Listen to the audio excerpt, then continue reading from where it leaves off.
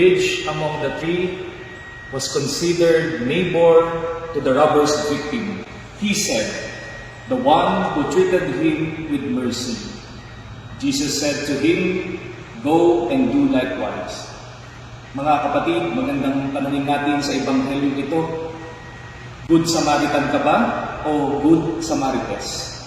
Itunuturo sa atin ng ating pananampalataya na tayo ay nilikha na magkakapantay, magkakapatid. Ito ang itinuturo sa atin ng pananampalatayang Kristiyano. Sa Ebanghelyo, ipinakita kung paano naging kapwa ang isang Samaritano. Ang Samaritano sa panahon ng ating Panginoon ay tinuturing na kaaway ng mga Hudyo. Pero sa tagpong ito ng kwento, ang nagpakita ng pagiging kapwa ay ang itinuturing pang kaaway.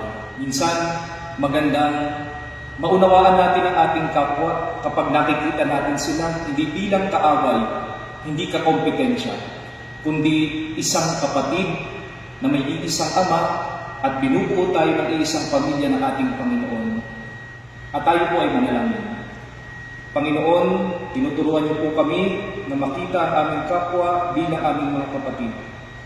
Biyayaan niyo po kami ng biyaya na ituring, pakisamahan at itrato ang lahat ng uri ng tao bilang aming mga kapatid. Sa ganitong bagay, kaming lahat ay makakasunod sa iyong kalooban. Amen.